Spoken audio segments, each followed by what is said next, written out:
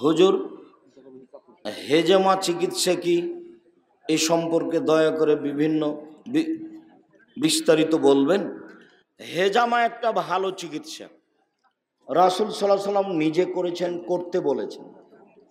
হেজামা হচ্ছে শরীরে যে রক্ত থাকে, যে রক্ত জীবাণুর মধ্যে গণ্য, যার কারণে গাও হাত বেশি চুলকায়, ব্যথা করে, ওই জায়গায় হেজামা করে রক্ত বের করে নিলে শরীর স্বাভাবিক গতিতে ফিরে যেতে পারে। রাসূল সাল্লাল্লাহু আলাইহি ওয়াসাল্লাম হেজামাকে একটা বড় চিকিৎসা বলে উল্লেখ করেছেন। শরীয়ত, তরিকত, হাকিকত এবং মারিফত এগুলো আমরা বিভিন্ন বক্তার মুখে শুনি। এই বক্তব্য শোনাও হারাম, ওই বক্তার পিছনে সময় দেওয়াও হারাম, তাদের সহযোগিতা করা হারাম, তাদের সম্মান করা হারাম। এগুলো ধর্ম ধ্বংসের বড় বড় মাধ্যম। কবর জিয়ারতে কোন দোয়া পড়তে হয়? কবর জিয়ারতে সালাম দেওয়ার পরে জানাজার দোয়াগুলি পড়বেন, এমনিতে নিজের ভাষা বলবেন। বেতের নামাজ আদায়ের পর রাতের শেষ ভাগে জেগে উঠলে তাহাজ্জুদ নামাজ আদায় করা যাবে? জি, আর বেতের পড়তে হবে না। বেতের হয়ে গেছে, এখন ভোর রাত্রে উঠে 8 রাকাত পড়বেন। খুতবার আজান মাইকে দেওয়া যাবে কি?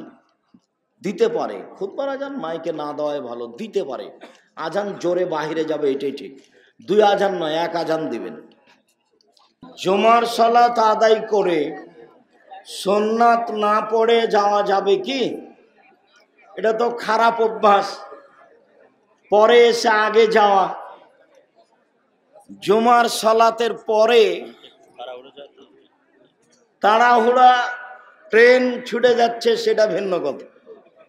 যখন আপনার প্রয়োজন থাকবে, ছোট প্রয়োজনও বড় হয়ে যাবে, কাজেই বড় প্রয়োজন ছাড়া আপনি উঠে যাবেন না। জুমার পরে মসজিদে পড়লে 4 রাকাত পড়বেন, 2 রাকাত 2 রাকাত করে। আর বাড়িতে পড়লে 2 রাকাত পড়বেন। জুমার সালাতের পরে বাড়িতে পড়লে 2 রাকাত পড়বেন, মসজিদে পড়লে 4 রাকাত পড়বেন। রুকু সিজদার তাসবিহ ছাড়া অন্য দোয়া পড়া যাবে কি না? রুকু সিজদার তাসবিহ ছাড়া অন্য দোয়া, জি, সিজদায় আরো অনেক দোয়া পড়বেন, আরো দোয়া হবে, কিন্তু কোরআন মাজিদ পড়া যাবে না রুকু সিজদায়। কোরআনের দোয়াগুলো বলা যাবে না রুকু সিজদায়। রুকু সিজদায় হাদিসের দোয়া পড়বেন। সালাম ফিরার বৈঠকে কোরআনের দোয়া পড়বেন, রব্বানা আতিনা ফিদ দুনিয়া হাসানাতান। আমার বাসায় টয়লেট ও বাথরুম একটাই, সমস্যা নেই। আপনি বসার সময় দোয়া পড়ে বসবেন, উঠে গেলেন দোয়া পড়ে, এখন আপনি ফ্রি। আপনার টয়লেটটা তো আপনার যে ঘরে তার চেয়ে সুন্দর হয়ে আছে। টয়লেট মানেই সেখানে ইবাদত করা যাবে না, তাসবিহ তাহলিল করা যাবে না, এ কথা নয়।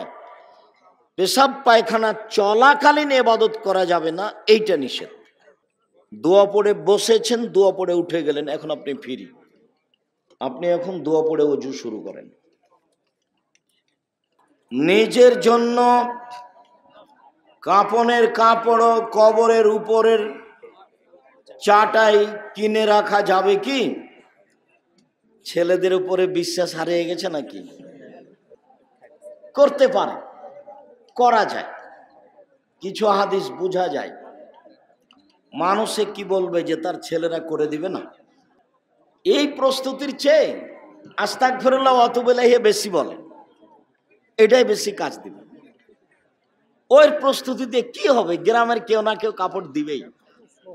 আর কাফনের কাপড় দিয়ে যে আপনি কোনো সফলতা অর্জন করবেন তা নয়। তাহলে তো কবি নজরুলের কথা ঠিকই আছে যে মসজিদের পাশে কবর দিও ভাই, এই গুনাহগার কবর আজাব হতে পাইবে রেহাই। মুয়াজ্জিনের আজান শুনে তাহলে তো হতোই। কাফন দিয়ে কিছু হবে না, বেশি পড়ে আস্তাগফিরুল্লাহ ওয়া আতুবু ইলাইহি। মাহফিল শুরুর আগে যে কোরআন তেলাওয়াত করা হয়, এটা কি জায়েজ? কোরআন তেলাওয়াত করলেও আগে হামদ সালাত পড়তে হবে, আলহামদুলিল্লাহ ওয়াহদা ওয়াসসালাতু ওয়াসসালামু আলা মান লা নাবিয়্যা বাদা, এরপরে আউযুবিল্লাহ, এরপরে বিসমিল্লাহ, তাহলে কোরআন পড়তে পারে। আগে আল্লাহর প্রশংসা, তারপর রাসূলের প্রতি দুরূদ, তারপরে কোরআন মাজিদ পড়তে পাবে। সরাসরি আউযুবিল্লাহ বিসমিল্লাহ বলে অনুষ্ঠানের শুরুতে কোরআন মাজিদ পড়া যাবে না। ওস্তাজি, মসজিদের ভিতরে কবর থাকলে কি সালাত হবে? হবে না। একাধিক দিনের বলা কথা। মসজিদের সামনে কবর থাকলে কোনো সমস্যা আছে? মসজিদের সামনে মানে পূর্ব দিকে, পশ্চিম দিকে থাকলে প্রাচীর দিয়ে ঘিরে দিতে হবে, ভিন্ন করতে হবে। আর যদি প্রাচীর দেওয়া না থাকে তাহলে মসজিদ সরাতে হবে, মসজিদ ভেঙে দিতে হবে, না হলে কবর সরাতে হবে। যে কোনো একটা পথে যেতেই হবে। মসজিদে ভেতরের পশ্চিম দেয়ালে ঘড়ি বা অন্য কিছু লাগানো যাবে কি? জি না, পশ্চিম দেওয়ালে কোনো কিছু রাখা হবে না। যা কিছু রাখতে হবে পূর্ব দেওয়ালে রাখতে হবে। মসজিদের টাকা গ্রামবাসীকে খাওয়ানো যাবে কি? মসজিদের টাকা কি আর গ্রামবাসীকে খাওয়ানো যায়? এত বড় হারাম কাজ করা যায়? মসজিদের টাকা মাদ্রাসায় লাগানো যাবে না, মাদ্রাসার টাকা মসজিদে লাগানো যাবে। মসজিদের টাকা হচ্ছে মান সম্মানে সবচেয়ে উপরে। কাজে মসজিদের টাকা যদি ওর গ্রামে জায়গা না লাগে মসজিদের টাকা, তাহলে ওই টাকা অন্য গ্রামে অন্য মসজিদে লাগাতে হবে। মসজিদের টাকা মাদ্রাসায় লাগানো যাবে না, মাদ্রাসার টাকা মসজিদে লাগানো যাবে। কেন? তখন টাকাটা আর একটা মান বেড়ে গেছে। আর মসজিদের টাকা নিচের দিকে নিয়ে গেলে মসজিদের টাকার মান কি হলো? কমে গেল। কোনো জায়গায় যদি মসজিদ নষ্ট হয়ে গিয়ে জমি পড়ে থাকে, ওই জমি বিক্রি করে ওই টাকা অন্য মসজিদে লাগাতে হবে। ওস্তাদজি আসসালামু আলাইকুম, আমার একটা প্রশ্ন আছে। আমার ভাই বোন আত্মীয় স্বজন সবাই ঋণগ্রস্ত, কিস্তিতে টাকা উত্তোলন করেছে। তাদেরকে দাওয়াত দেওয়া বা তাদের বাড়িতে দাওয়াত খাওয়া যাবে কি? আপনি দাওয়াত দেন, আপনার বাড়িতে খেয়ে যাক, আপনি খেতে যেতে পাবেন না, আপনি ওদের বাড়িতে খেতে যেতে পাবেন না। আর কিস্তিতে যারা টাকা তুলেছে তাদেরকে একদিন বাড়িও বিক্রি করতে হবে কিস্তি পরিশোধ করতে। কিস্তির শেষ পরিণাম নিঃস্ব, কিস্তির শেষ পরিণাম ফকির, প্রায়ই তাই হবে, প্রায়। তৌহিদুল ইসলাম টিটু এর জন্য দোয়া করবেন, আল্লাহুম্মা গফির লাহু ওয়ারহামহু, আল্লাহ তাকে অসুখ বিসুখ থেকে রক্ষা করো। আজহাবিল বাস রব্বান নাস আসফা আনতা সাফি লা শিফা ইল্লা শিফাউকা শিফাউন লা ইয়াদুরু সাকামা। হিন্দুর বাড়িতে কি কাজ করা যাবে? জি যাবে। হিন্দুর বাড়িতে ওদের মূর্তি সংশোধন করা যাবে না, ওদের মূর্তি গড়া যাবে না। এমনি বাড়িঘর তৈরি করে দিন মজুরি নেওয়া যাবে। ছেলে মেয়ে থাকাকালীন স্ত্রীকে জমি লিখে দেওয়া যাবে? জি না। জমি লিখে দিলে অংশহারে দিতে হবে, তাছাড়া দিয়ে থাকলে ফেরত নিতে হবে। আল্লাহ রাসূল শক্তভাবে না করেছেন। আমরা জানি মুমিন ব্যক্তি জান্নাতে 70টি হুর পাবে, কিন্তু প্রশ্ন হলো মুমিন নারী তারা কি পাবে? মুমিন নারীর যা প্রয়োজন তাই পাবে। মা তাস্তাহি আনফুসুকুম, জান্নাত হলো তোমার আত্মা যা চাই সেটাই জান্নাত। জান্নাতে যদি কোনো ঘাটতি থাকে তার নাম জান্নাত নয়। জান্নাতে যদি মানুষের কোনো প্রয়োজন থাকে সেটা পূর্ণ হলো না, তাহলে আল্লাহর কাজ দুর্বল, যেটা আপনি ভাবতে পারবেন না। আল্লাহ বলেছেন হাদিসে কুদসি, জান্নাত এমন কিছু যেটা মানুষ কোনোদিন চোখে দেখেনি, জান্নাত এমন কিছু যেটা মানুষ কোনোদিন কানে শোনেনি, জান্নাত এমন কিছু যেটা মানুষের অন্তর কোনোদিন ভাবেনি। হাদিস বুখারী মুসলিম, হাদিসে কুদসি। জান্নাত ভিন্ন জিনিস।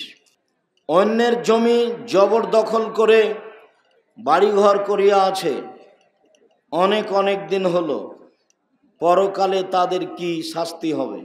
তারা জালেম, ওদের বিচার পরে হবে। তোমার কথা ঠিক হলে তারা বিপদে আছে, ছেলে মেয়ে সবাই, জালেমের বিচার পরে হবে। একদিন যদি লেট হয় তাহলে 50,000 বছর, আর 3 দিন লেট হলে 1.5 লক্ষ বছর। যারা জাকাত দেয় না তারা জালেম, ওদের বিচার পরে হবে। ঘটকালি করে টাকা নেওয়া হালাল না হারাম? ঘটকালিতে মানুষের কিছু সুবিধা হয়, প্রতারণা না থাকে যদি, আর ওরা যদি স্বইচ্ছায় কিছু দেয় তাহলে নেওয়া যাবে। কিন্তু রূপক কথা বলে সংসার জড়ালে এ হবে প্রতারক, সবই হারাম। তার নিজের কাজটা নিজে, সব কিছুই হারাম। শায়েখ, আমার স্বামী চাকরি করে যে টাকা দেয় তা দিয়ে আমার বাচ্চা সহ মোটামুটি চলে। প্রশ্ন হলো, আমি ফুল পর্দা করে শহর থেকে কাপড় এনে গ্রামের বাড়ি থেকে মহিলাদের কাছে বিক্রয় করেন। যদি মনে করেন যে আমার পর্দার কোনো সমস্যা নেই, করেন, সমস্যা নেই। মহিলাদের কাছে আপনি কাপড় বিক্রি করেন। শায়েখ, হাদিসে বর্ণিত ফরজ সালাতের পর দোয়া ও জিকিরগুলো যদি আমি ফরজ সুন্নাত এবং বিতির নামাজ শেষ করে পড়ি, সেক্ষেত্রে পড়েন, সমস্যা নেই। শায়েখ, একজন মুসলমান সালাত আদায় করে না, কিন্তু এখন সে পরিপূর্ণভাবে ইসলামের পথে ফিরে আসতে চায়, সালাত দিয়েই তো আশাটা বোঝা যাবে। তো একজন অমুসলিম না, ও আগে কালেমা পড়তে হবে। কোনো আলেমের হাতে হাত রেখে আশহাদু আল্লা ইলাহা ইল্লাল্লাহ ওয়া আশহাদু আন্না মুহাম্মাদুর রাসূলুল্লাহ পড়ে সালাত শুরু করতে হবে। সালাফিয়া শব্দের অর্থ কি? সালাফি শব্দের অর্থ হলো, সাহাবী তাবেঈকে সালাফি বলা হয়। সাহাবী তাবেঈদের আকীদাতে গড়ে ওঠা বড় প্রতিষ্ঠান, সেটার নাম জামিয়া সালাফিয়া। সাহাবী তাবেঈদের নীতিতে গড়ে ওঠা, যেখানে কোনো দল থাকবে না, যেখানে কোনো সংগঠন থাকবে না, যেখানে কোনো বদনাম থাকবে না, যেখানে কোনো গীবত থাকবে না।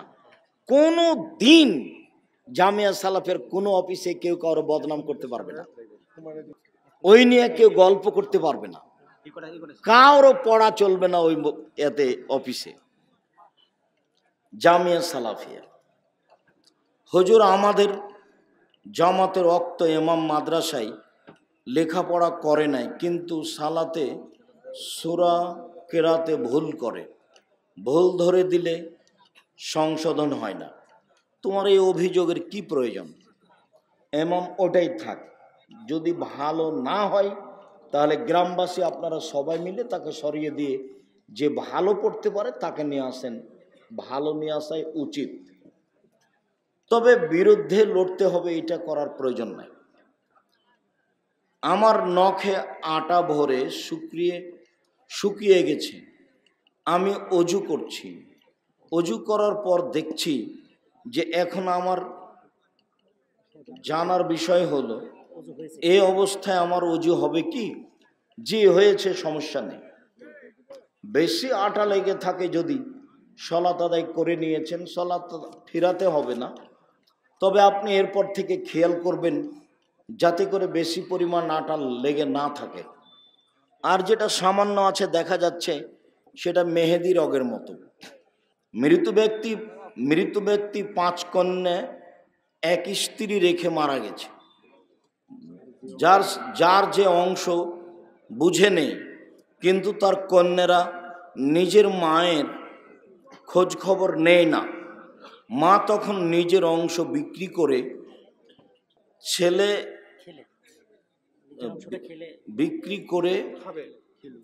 খেলে এমতো এই মেয়েদের হক নষ্ট হবে কি? মেয়ে আপনাকে দেখবে কেন? ও তো শ্বশুর বাড়ি চলে গেছে। ও আপনার কোনো ছেলে নেই, তা আপনার মেয়েরাই দেখবে। মেয়েরা দেখবে তাই আপনি জমি বিক্রি করতে পাবেন না, এ কথা নয়। আপনাকে বেঁচে থাকার জন্য আপনার সুবিধার জন্য যা করা লাগে তাই করেন, আপনার ভাগেরটা আপনি বিক্রি করেন, বাড়ি করেন, নিজে খান, কোনো সমস্যা নেই। সব কিছু করে দুনিয়া থেকে চলে যাবে যখন, তারপরে যেটুকু থাকবে সেটুকু ভাগ হবে, নেই তো নেই। আপনি বিক্রি করেন। 15 বছর আগে জমি বিক্রির কথা বলে টাকা নিয়েছে, এখনো দলিল করে দেয় না। গ্রামের লোককে নিয়ে বসে করতে হবে, দলিল করে দিবে না কেন? এটা তো একটা, তোমার কথা সত্য হলে তার এই নোংরামির কারণ কি? কেন সে অন্যায় করবে? হঠাৎ করে মরে গেলে আপনার কি হবে? আপনি যে টাকা নিয়ে রেখেছেন, আমি যৌতুক নিয়ে বিবাহ করেছি, যৌতুক ফেরত দিতে পারিনি, এখন আমার ইবাদত কবুল হবে কি? না, টাকা হারাম আছে, ফেরত দাও। তোমার শ্বশুরকে বলো আমি ধীরে ধীরে দিব, কি সমস্যা সেটা পেশ করো, টাকা ফেরত দিতেই হবে, আপোষ নেই। শায়েখ, আমি পর্দা করি, যারা সালাত আদায় করে না এবং শিরক বেদাতে লিপ্ত, তাদের সাথে দেখা করা যাবে কি? করতে পারেন। যারা অমুসলিম নারী তাদের থেকে বেঁচে থাকবেন, বা যারা হিজড়া নারী তাদের থেকে বেঁচে থাকবেন। মুসলিম মহিলা সালাত আদায় করে না, আপনার সাথে দেখা করতে পারে, সমস্যা নেই। সালাত আদায় করে না আর সালাতকে অস্বীকার করে, দুটো এক নয়। শয়তানি করে না, মাঝে মধ্যে করে। একটা হলো অস্বীকার করা আর একটা হলো করে না, দুটো এক নয়।